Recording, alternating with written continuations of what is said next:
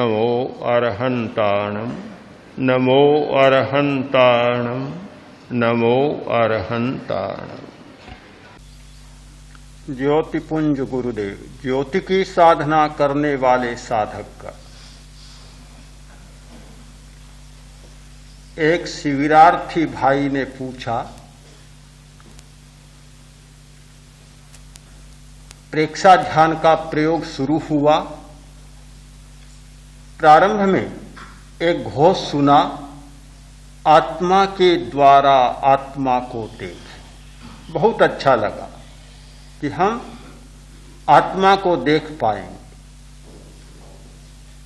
एक चिर स्वप्न जैसे साकार होने लगा। आत्मा को देखने की सबसे प्रबल लालसा मनुष्य में होती है। हर व्यक्ति आत्मा और परमात्मा को देखना चाहता है, खुली आंखों देखना चाहता है, सामने खड़े हुए हों वैसे देखना चाहता है। बड़ा अच्छा लगा कि हमें आत्मा को देखना प्राप्त होगा। किंतु जैसे ही प्रयोग शुरू हुआ, हमें कहा गया श्वास को देखें। भारी निराशा हुई। आए थे आत्मा को देखने के लिए, सुना आत्मा का दर्शन होगा और कहा गया श्वास को देखें। एक स्वप्न तो मीठा सामने आया, किंतु परिणाम कोई दूसरा ही आया। क्या साधना में श्वास को देखना ही बस होगा या आत्मा को भी देख पाएंगे? केवल श्वास को ही देखना है तो 10 दिन शिविर में आने की क्या जरूरत थी? ये तो रोज चलता है बेचारा, घर पर ही चलता है।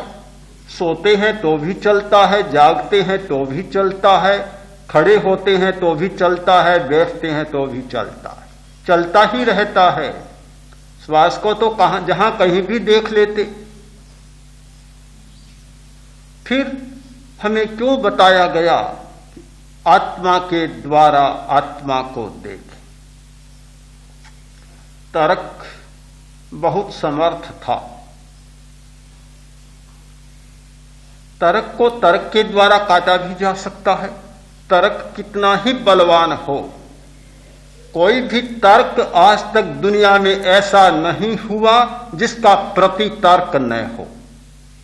एक भी तर्क नहीं है कि जिसका कोई दूसरा उल्टा तर्क न हो, विरोधी तर्क न हो।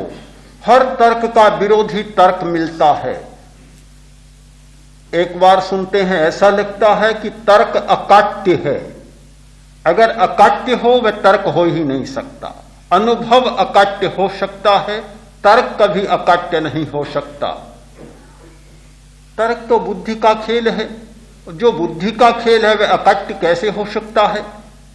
अनुभव चेतना का परिणाम है, वह अकाट्य हो सकता है। शाश्वत सत्य का स्पर्श होता है अनुभव के साथ।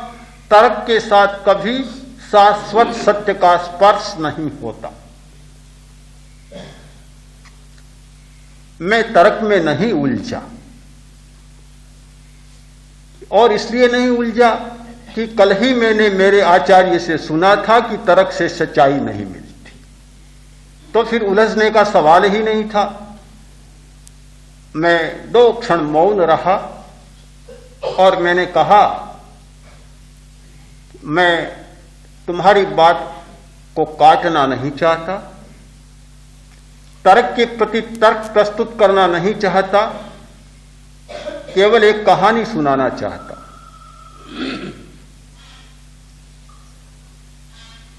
और इसलिए कि तर्क बड़ा नीरस होता है, कहानी सरस होती है। जब हम सरसता की बात कर रहे हैं तो फिर नीरस तर्क को बीच में क्यों लाए? यह तुम्हारा प्रश्न इसलिए उठा कि तुम नियम को नहीं जानते। नियम को नहीं जानते। अगर नियम को जान लेते तो यह प्रश्न तुम्हारे लिए पहेली नहीं बनता। जब तक हम नियमों को नहीं जानते तब तक हर बात हमारे लिए समस्या बन जाती। आदमी दौड़ता है, पीछे कुत्ता भी दौड़ता है। आदमी इसलिए दौड़ता है कि कुत्ते के से भागता है, डरता है और पिंड छुड़ाने के लिए भागता है। पीछे पीछे कुत्ता दौड़ता है, आगे आदमी दौड़ रहा है, पीछे कुत्ता दौड़ रहा है। पर क्यों दौड़ रहा है? नियम तो जान ले। अगर नियम जाने तो दौड़ने की जरूरत नहीं।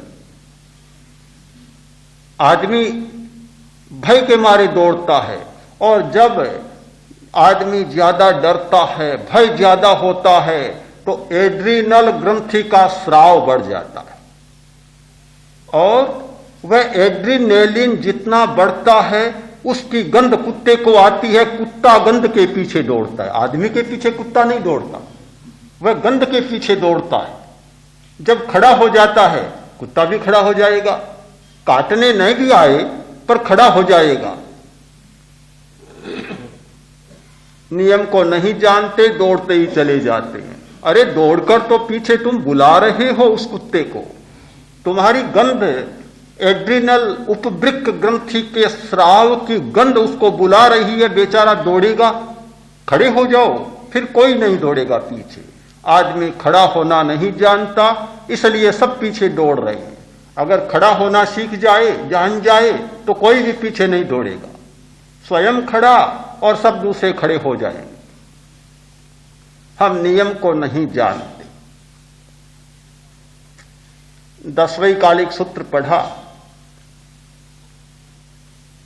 उसमें एक श्लोक है, हथ संजय पाय संजय, बाह्य संजय संजय इंद्रिये, अज्झपरये सुसमाहि अप्पा,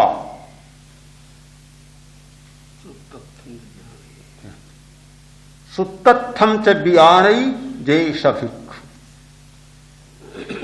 श्लोक पढ़ा तो लगा कितनी छोटी छोटी बातें कही गई।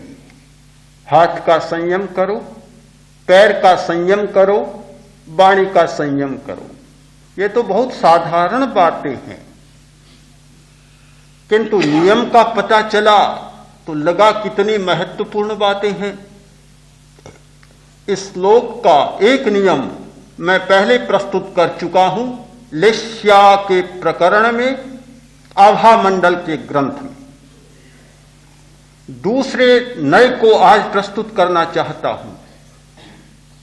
यह एक श्लोक है, कम से कम इसकी 700 व्याख्याएं तो होती ही हैं।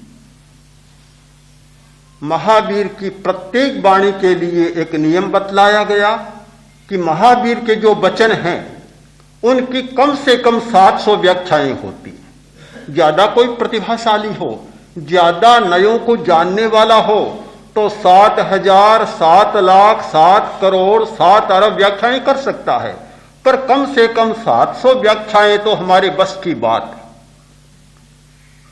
हो सकती है। नियम को जान ले। नियम को जानते हैं तो नई बात सामने आती है। हाथ का संयम करो, पैर का संयम करो, वाणी का संयम करो और जितेंद्रिय बनो। कैसे होगा? हाथ का संयम होगा और स्पर्शन इंद्रिय जीत ली जाए। पैर का संयम होगा, चक्षु इंद्रिय पर विजय होगी। वाणी का संयम होगा और श्रोत्रेंद्रिय पर विजय प्राप्त होगी।